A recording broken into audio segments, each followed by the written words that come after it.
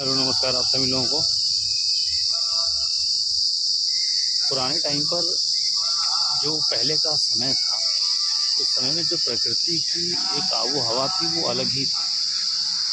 Pollution कम था, noise बहुत ज़्यादा कम था, भीड़ बहुत ज़्यादा कम थी। लेकिन आज के समय में ऐसा कुछ रह नहीं गया है। पेड़ों की स्थिति देख लीजिए, प्राकृतिक सौंदर्यता देख लीजिए, जो बहुत कम हो चुकी है। कुछ एक जगहों पर ही ऐसी सुंदरता देखने को मिलती है जो शायद बनी हुई है, लेकिन शायद है नहीं। प्राकृतिक सुंदरता देखने के लिए हम लोगों को काफ़ी अलग जगह पर जाना पड़ता है।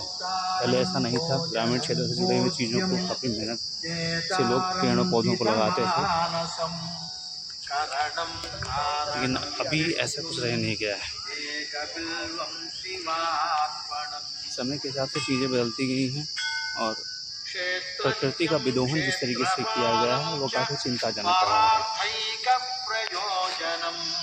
परिस्थिति पहले के जैसे नहीं रही। उम्मीद करते हैं कि भविष्य में पेड़ों के प्रति जो जागरूकता है वो काफ़ी बनेगी। प्रकृति ने हम लोगों को बहुत अमूलभूत वरदान दिए हैं, जो पेड़ पौधों को एक अलग ही स्थिति में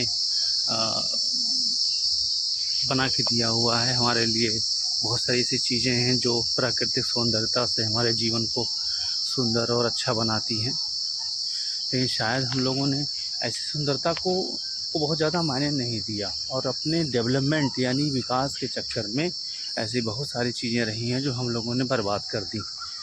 बढ़ती हुई जनसंख्या, बढ़ती हुई नॉइज़ पोल्यूशन और बढ़ते हुए इंफ्रास्ट्रक्चर के मामले में प्राकृतिक सौंदर्यता कहीं ना कहीं अब खो गई है। अब वो चीज़ें रह नहीं गई हैं जो पहले थी। प्रकृति ने हम लोगों को बहुत सारे जैसे अनमोल उपहार दिए हैं। प्रकृति ने हम लोगों को ऐसे बहुत सारे अनमोल उपहार दिए हैं जिससे हम लोगों का जीवन काफ़ी सुदृढ़ बन सकता था। लेकिन बढ़ती हुई जनसंख्या ने और बढ़ते हुए इंफ्रास्ट्रक्चर के इस्तेमाल से हमारे प्रकृति को काफ़ी नुकसान पहुंचा हुआ है। अब वो हरे भरे पेड़, हरे भरे जंगल और झाड़ियाँ शायद बहुत कम देखने को मिलते हैं।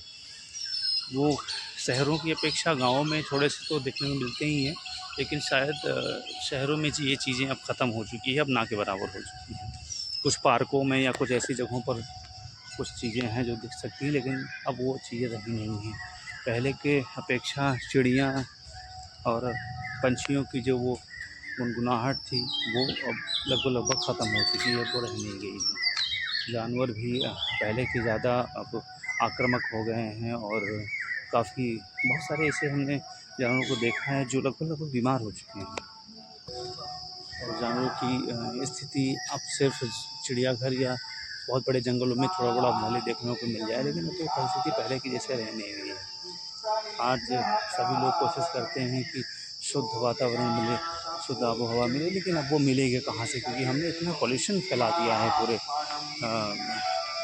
वर्ल्ड में कि वो शायद पॉल्यूशन शायद ही कम हो पाए। पहले की अपेक्षा अगर देखा जाए तो संभावित चीज़ें जो बन पाएँ वो शायद ही कभी बन पाएंगी।